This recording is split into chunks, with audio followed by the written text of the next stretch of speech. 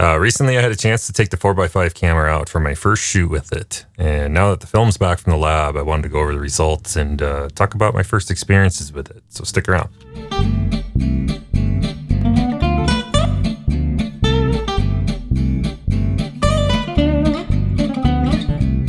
Stick around until the end of the video, and I'll throw up a slideshow of my favorite scans of the bunch. Or you can fast forward to that. But I want to talk to you first. Not long ago, I purchased my first large format camera, which is a Toyo 45G monorail, and I did a whole video going over that camera when I got it, which I'll link to up here in the corner. That sent me spiraling into a money pit, since I basically had to buy all the minimum supporting equipment in addition to the camera system just to be able to shoot it. I'll do another whole video about that, but basically I had to get film changing tent, a light meter, stopwatch, dark cloth, focusing loop, plus the film, etc.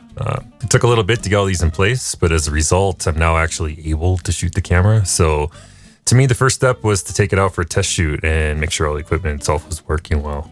Unfortunately, I haven't been able to schedule any trips lately to somewhere inspiring and epic, so I was just basically looking to stay local, which is okay because I wasn't going for portfolio images here, but the point of this shoot was to test the camera out before I spent a lot of time and effort trying to capture portfolio images, only to then find out that I have light leaks in my film holders, or I'm cross-eyed and can't focus or something.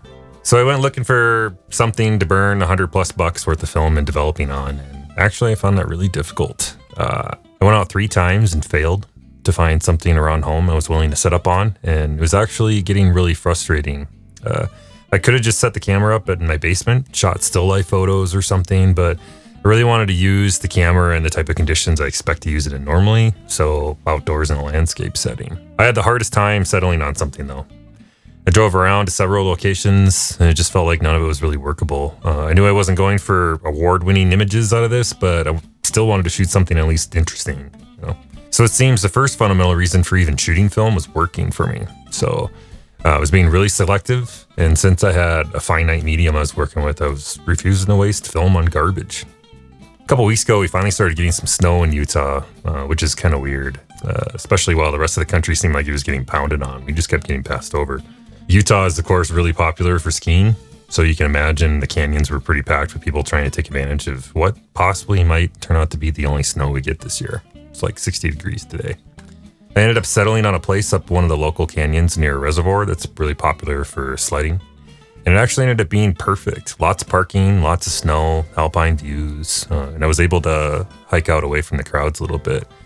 Unfortunately, I totally left the house and forgot to grab my vlogging camera. So I shot a couple things on my iPhone. Sorry about the lack of footage.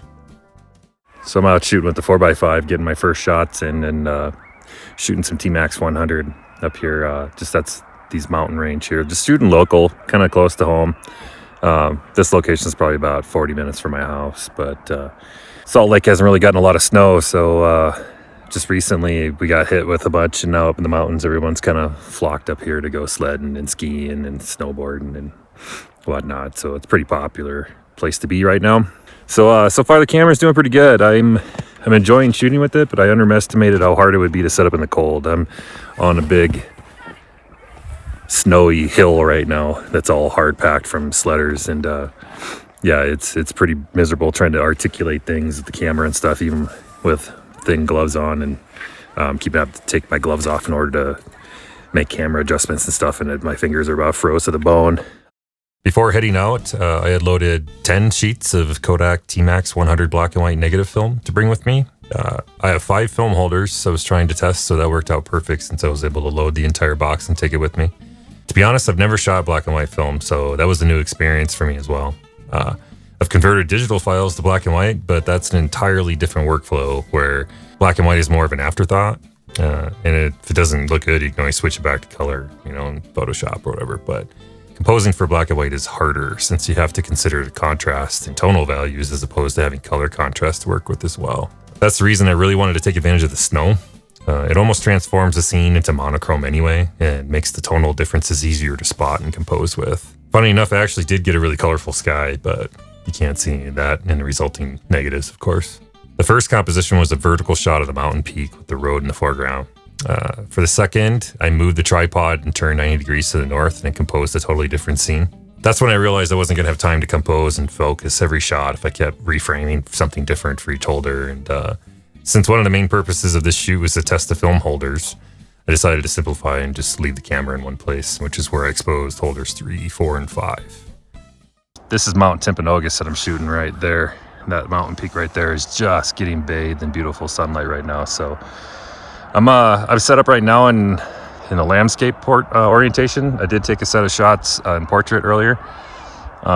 Fortunately, I got a rotating back on my camera, so I don't have to move the camera in order to switch. But I'm trying to keep the road out of here as much as possible because there's a lot of traffic coming up and down, but it's just kind of can't do much about it. So I'm just gonna have to live with it.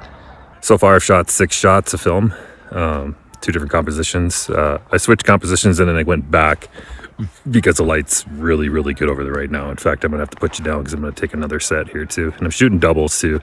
Although I'm kind of pushing the film a little bit because the dynamic range is really high. I've got a bunch of evergreen trees in the foreground that are really dark. The shadows I'm trying to keep them from going too muddy in the film. But my highlights are super bright because it's, of course, getting hit by sunlight. So hopefully it'll turn out okay. But this is all just kind of an experiment anyway to see how it does. So all of these were shot at f/32. My lens goes all the way down to 45. So that's one stop back from the smallest aperture, hopefully to avoid any type of refraction issues or anything like that. But we'll see when things come back from the lab. So some key things I learned during this shoot. First off, I did not give myself enough time. I screwed around for so long trying to find a location that I only had like an hour before sunset to set up the camera and hopefully expose 10 sheets of film. In retrospect, that was a monumental task, especially for being my first time out with this format. At first, I was trying to find alternate compositions for each holder, but I realized I was taking way too long and the last 3 holders were shot on the same composition just as the light changed. Having 6 out of the 10 shots being of the same composition really wasn't the end of the world to me, to be honest. As the sun was setting, I had to continuously meter the scene and adjust my exposure as the light faded. This gave me a sample set of images to see not only how the film stock reacts to different lengths of exposure, but I also was able to test how consistent I am in metering and calculating my settings based on ambient conditions. So I've shot through 4 film holders shooting doubles now. So 8 sheets of film. That's going to be not cheap to get done, but that was the goal, was to just shoot a bunch of film. It's only 2 subjects. I'm not really too worried about whether or not it actually turns out to be anything interesting. If it does, cool. I'm more than anything just trying to see if my technique is any good. Now my light's kind of fading pretty quick. Some of the color's still there in the sky, but the really nice side light that I had up in the mountains is going fast and it's getting cold. I'm debating on whether or not I want to shoot my last film holder on another shot, but I'm not sure what. I only have 1 lens too, so I'm kind of limited on compositions, but I'm about to lose on my light and it's going to get really hard to set this up. One thing I can tell you for sure is I don't like setting this camera up in a rush. The light, I was kind of chasing the light there for a minute on the side of the mountain, and that's not ideal on this camera, that is for sure. I'm trying to focus this camera in the cold too. Underneath the dark cloth, when it's this cold, the condensation on the ground glass is a real problem. I'd like to shoot that last film holder so I can make sure there's no leaks in that one too, but it is what it is. Maybe I'll do it and just get it over with since I'm already set up. Yeah, why not? The second big thing was condensation on the ground glass. I had hiked up to the top of a hill that was covered with hard-packed snow from people sledding on it, so where I was set up was literally like a freezer. The cold was just sucking the heat out from my toes and my fingers, which made it pretty tough to turn the knobs and adjust the camera. And hanging out underneath my dark cloth while trying to focus was causing my breath to fog up the ground glass and making it impossible to judge sharpness. We're in the middle of pandemic time right now, so I use my face mask to help keep me warm as well as cut down on the condensation from all the moisture in your breath. And then I also have a small focusing loop, looks like this, that I was trying to use on the back of the ground glass to help zoom in and check focus. So what was actually happening is that the area inside the loop was shielded from the condensation, but the outside area would condensate and freeze, leaving little frozen rings on the back of the ground glass. I also learned that my tripod is just not big enough for this camera.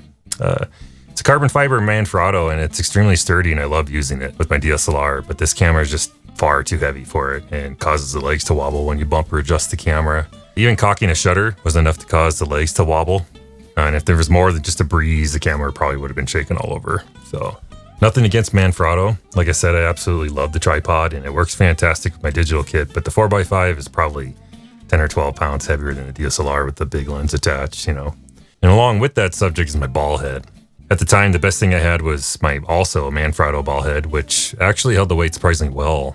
I locked in position and had no issues with slip or anything, but that being said, I found the fundamental mechanics of a ball head just to be a problem for me while I was trying to compose this camera. I'd unlock the ball joint and it just felt too top heavy and unstable to accurately compose with. Minor adjustments were hard to do, and I found myself compromising a bit on my subject framing since the ball was such a hassle to adjust without the camera flopping around or moving way more than I intended it to. So since then, I picked up a 308 pan and tilt head, also from Manfrotto. This one so far is really stout, and being a 3-way head, it only adjusts in the axis that you unlock. That makes it much easier to make fine adjustments while holding onto the camera with one hand, and it won't flop around like it does on a ball pivot. Another good option would probably be a geared version of this head. I honestly considered one, but the local camera shop I was at didn't have one on hand that met my weight requirements, and those are also a bit slower to use since you have to turn the threads to move it, which means bigger movements are a real pain to do. We'll see. Perhaps I'll experiment with a geared head in the future if I end up not being completely happy with this one. Next, I'll have to upgrade the tripod legs. And I do have my eyes on a couple good options, but if you have any suggestions that work well for you with large format, let me know down in the comments. The last big point I wanted to touch on was also related to not having enough time and trying to rush through exposures, and that is taking notes. Ideally, I would have calculated each exposure and wrote those values down in my notes, along with the film holder number and a phone pic or rough sketch of the composition, but that unfortunately didn't happen. I took a few iPhone pictures of the subject in my light meter, but I didn't write anything down about settings or conditions or anything. Those records would be nice to have for several reasons. One, because if you have issues with your film holders, you can track it down. I have labels printed to give each folder a designation, 1 through 5, along with an A side and a B side. And if I record which film holder I used for which exposure, I can identify which one has issues and repair or replace it in the event I start having light leaks or something. Another good reason is so that I can go back and see what I did and learn from it. If my film comes back and it's all muddy and underexposed, I can go back and see what I need to do to fix my crappy metering or whatever. With roll film, you can kind of keep track of things sequentially as long as the roll isn't cut. But on sheet film, it can get all mixed up and you have no point of reference unless you come up with some sort of system to track which negative goes to which settings, I have a couple apps on my phone that will help with note taking and lots of other large format related things, but recently I picked up this notebook that I think I'm going to give a try. It's laid out specifically for large format, and you can just, write your settings in it, take notes, and like film holder information, location, camera details, settings, any observations of conditions or technical notes like bellows extension or reciprocity, things like that. I really love technology in the digital age, but with this large format kit, I find myself looking for ways to just unplug. For whatever reason, I just find the contrast between the two approaches intriguing. There's kind of a limit to how analog it really can go. Like my light meter, for example, is digital. It takes a battery, so I'm contradicting things a little bit there, but it's a principle that I'm after, This light meter, for example, only does spot metering. It's not going to upload my EV reading to the cloud and share it with my friends and serve me ads in the field. So how did I do? Well, honestly, I gotta say I was both excited when the film arrived and scared to open it. But I was immediately relieved to see images on all 10 pieces of film. So no major issues to speak of. These were all black and white negatives, so it's hard to visualize until they're scanned in and inverted. But I was stoked to see that there was density in the shadows, although a little thin in some places, and nothing terribly overexposed. This scene had pretty high dynamic range, somewhere around 7 or 8 stops between the highlights and shadows, as I was able to measure. And that's not necessarily an issue for T-Max, since the sentiment seems to be that the film does really well in high dynamic situations. And although this is my first time shooting with it, it seems like my singular experience supports that. So I was just pleased to see that I hadn't completely muddied the shadows or destroyed the highlights with my metering. The other thing that I was really pleased with is that all the images were acceptably sharp. These were all Vista views with lots of detail at infinity focus, but there was also some foreground that had to be massaged into focus. All of these were shot at f32 to try to maximize the depth of field, but still avoid refraction issues. Even still, I had to add just a touch of front tilt to get the closest foreground parts in focus.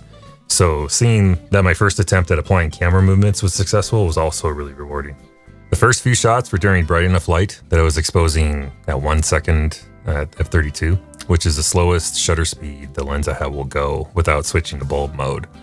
But as the sun went down, I was adding exposure to compensate for the loss of ambient light. And the last shots I took were metered at 13 seconds at f32. According to the reciprocity chart I was using, that meant I needed an additional stop of light. So my total exposure time is 25 seconds at f32. And I'm pleased to say that even my reciprocity adjustment seemed to be in the ballpark. So I'll take that as another win. Not everything went incident-free, however.